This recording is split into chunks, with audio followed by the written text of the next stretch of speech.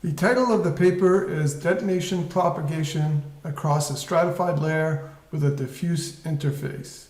My name is Gaby Ciccarelli from Queen's University in Canada, and my co-authors are Curtis Metrow, who is responsible for the experimental component of this study, and Vahid Yousefi, who is my current PhD student.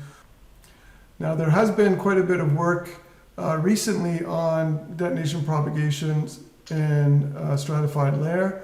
We can categorize it into two different types of experiments. The first is a uniform layer that is usually formed by separating the mixture using thin plastic sheet. A notable study was Rudy et al. In 2013. Specifically, they found that for hydrogen-air stoichiometric, the critical thickness was 3 centimeters. Grun et al. In 2017, using the same apparatus, showed that this critical H over lambda actually depends on the layer height. In that same study, they also looked at detonation propagation through a non-uniform layer, what we refer to as a diffuse interface. Fuel or oxidizer mixture is introduced into the ceiling of the apparatus and allowed to stratify. They used soot foils to capture the cell size, and they also measured the hydrogen concentration over the depth of the layer. And they found that a minimum of 24% hydrogen was required at the top wall. They came up with a correlation that the layer height over the cell size was about 5. Now, Lieberman and Shepherd in 2007 came up with a novel technique to look at stratified layer experiments.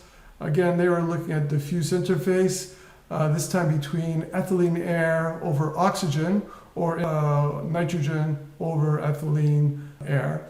And they used a gravity current technique to form this layer. So we can see in one of their Schlieren images here, the detonation is propagating from left to right. You can see the detonation is intact up here and then decouples into a leading shock and a trailing flame, if you like. And they predicted that the decoupling was related to the spot where the ZND induction time increased dramatically. Now, they calculated this ZND time based on the vertical concentration profile, which they didn't measure, so they estimated by looking at the shape of the detonation profile and coming up with a local concentration, and then they used an error function to curve fit that. A more quantitative criteria was just recently proposed in a paper by Bowens and Dorofeev, and they proposed that in order for a detonation to propagate through a stratified layer with a diffuse interface, you had to have a critical number of cells in the layer between 5 and 10, and at the same time, the gradient in the cell size had to be less than 0.1. Now, the objective of this study is to use the same technique that Lieberman and Shepherd used to produce their layer, and we were looking at critical condition for a detonation wave to propagate through such a layer. The apparatus we used is shown here. It's a channel of height roughly 65 millimeters. It has 3 distinct sections. We have the optical channel section where we're able to take photograph. This is where we're actually going to do the experiments, a dump tank at the end, and a pre-detonator section where we can accelerate a flame from spark ignition to detonation and then have that detonation propagate in a smooth section where a CJ detonation wave can establish itself before entering the stratified layer produced by the gravity current. Now, a sliding door is located right here that separates the test section from the pre-detonator. The way the experiment is started is initially the door aperture is misaligned with the channel, so we push the door over so that the aperture aligns, and that will start the gravity current, and then after a certain delay, we have the spark plug go off and have a detonation wave form and propagate into the gravity current that has formed at that particular time. Now, in this particular channel, the optical or the test section is 7 millimeters wide. The pre-detonator is 25 millimeters wide, so there is a step change in width. Dr. Benjamin came up with a basic theory to predict the development of such a gravity current based on the density ratio and the height of the channel, and showed that the velocity of this gravity current was given by the square root of this term right here and some proportionality constant c.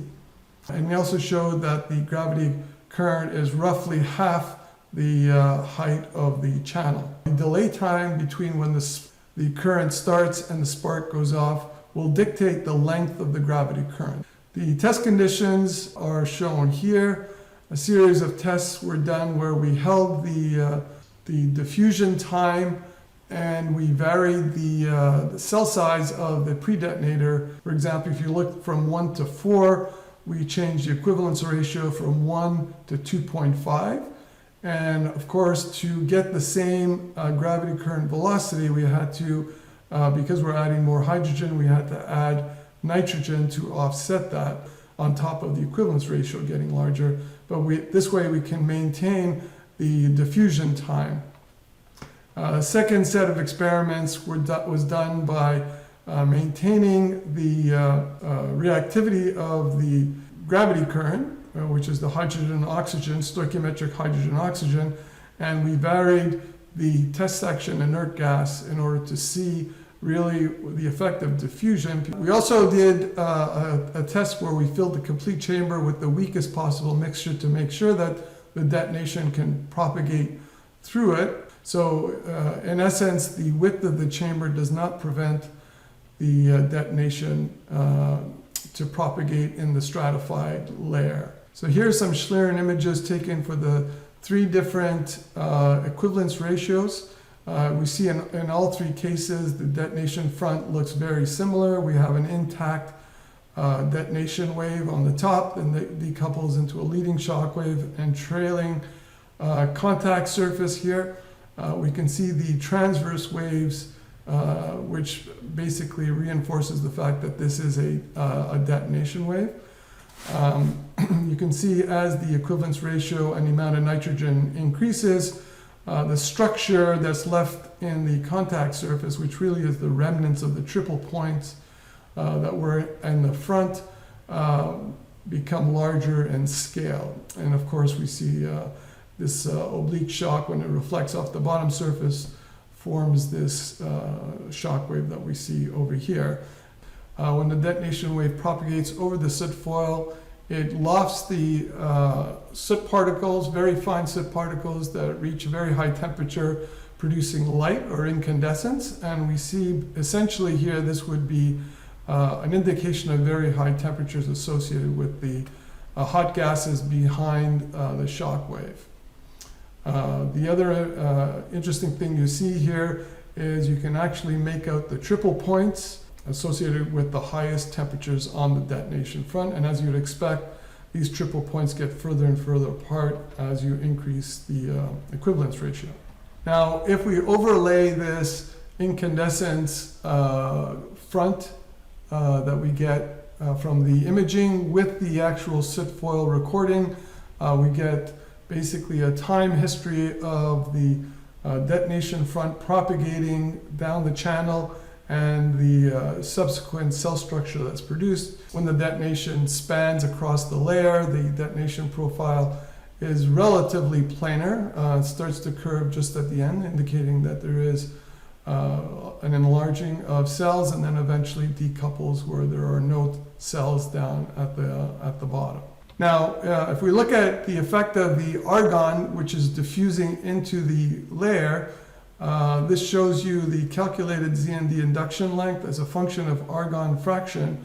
And for example, if we look at the most reactive case, you can see that as you add argon, your reaction zone actually shrinks a little bit. And this is because the higher temperature that you get with the argon. And then, of course, as the dilution becomes more and more significant, then eventually the induction zone length takes off and gets much larger. What happens when we change the inert gas? This is the same image that I just showed you earlier for 5 seconds with argon as the inert gas, with nitrogen, again with stoichiometric, and carbon dioxide. You can see that with carbon dioxide the detonation fails almost instantaneously, and the nitrogen, you can see it makes it about halfway down the soot foil. Remember, in all three cases here, the pre-detonator is filled with stoichiometric hydrogen and oxygen, so the only difference here is the amount of argon that's diffusing into the layer, and you can see the very strong effect of the nature of the inert gas. For the numerical simulations, we used Fluent. We calculated the 3D Navier-Stokes equations with a standard K epsilon turbulence model and included multi-component diffusion, which is important for establishing the layer. There was 4.6 million cells. Now looking from the top, you can see the change in channel width and the uniform mesh. So the door was accurately modeled as a cavity that was moving into place, and of course that produced some interesting mixing phenomena at the interface. So for stoichiometric hydrogen-oxygen, in this case for a 6-second spark delay, we get a concentration profile or contour that looks like this. The argon is on the bottom, of course the hydrogen-oxygen is on the top. Now remember the ZND induction zone length as a function of argon looks like this. You can see at about 70% there is a dramatic change in the induction zone length. So we're going to highlight that 70% argon, which in this case shows up to be in this orange area. So this is the 70% argon. From this profile, knowing the concentration contour, we can calculate the cell size. Using this ZND induction zone length, we multiply that by a constant of 40. Which was used to anchor this curve with some cell size data. And if we do that, we get some cell size that looks like this. So you can see up here, the cell size is actually very uniform. And at the same time, we can now calculate the gradient in cell size, which gives us this right here. Now remember, the Bowen and Dorofeev criteria is 0.1, so it's the green.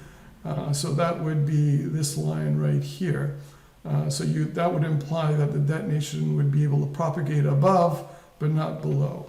And in contrast to the 70% argon, you can see it is slightly higher. If we look at the soot foil that was captured and place that in the channel here, and if we overlay on that the 70% argon line, we get this.